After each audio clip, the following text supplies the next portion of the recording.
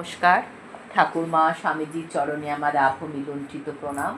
পরম পুরুষ শ্রী শ্রী রামকৃষ্ণ থেকে পাঠ করছি। শাস্ত্রপাঠ হয়নি, কিন্তু সাধুসঙ্গ আছে। শুধু সাধুসঙ্গেই সর্বসিদ্ধি। আতরের দোকানে গেলে তুমি ইচ্ছে করো আর নাই করো, আতরের গন্ধ তোমার নাকে ঢুকবেই। একটা জীবন থেকে আরেকটা জীবনে তেমনি ভাব সংক্রমণ হবে। এক স্ফুলিঙ্গ থেকে আরেক বহ্নিকণা। দ্বিজ প্রায়ই মাস্টারের সঙ্গে আসে। বয়স 15-16। বাবা দ্বিতীয় পক্ষ বিয়ে করেছেন। ছেলেকে দক্ষিণেশ্বরে যেতে দিতে নারাজ। আরো 2টি ভাই আছে দ্বিজোর। ঠাকুর জিজ্ঞেস করলেন, তোর ভাইয়েরা আমাকে অবজ্ঞা করে? দ্বিজ চুপ করে রইল। মাস্টার বললে, সংসারে আর 2-4 ঠক্কর খেলেই যাদের একটু আধটু যা অবজ্ঞা আছে চলে যাবে। বিমাতা তো আছে, খাচ্ছে, মন্দ নয়। ঠাকুর এক দৃষ্টে দেখছেন দ্বিজকে।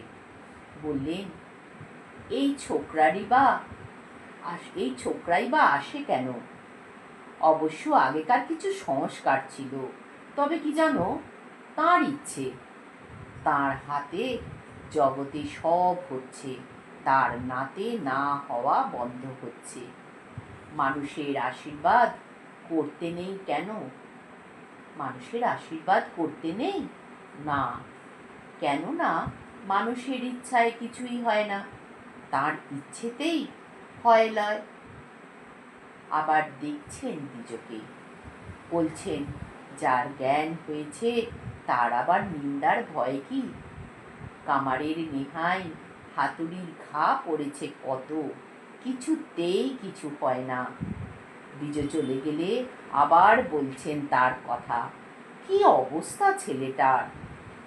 কেবল গা দোলায় আর আমার পানে তাকিয়ে থাকে, এ কি কম?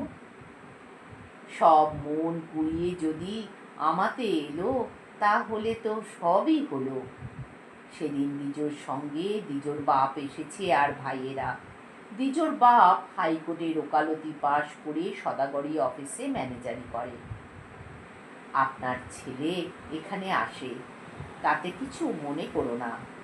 আমি শুধু এইটুকু বলি, চৈতন্য লাভের পরে সংসারে গিয়ে থাকো।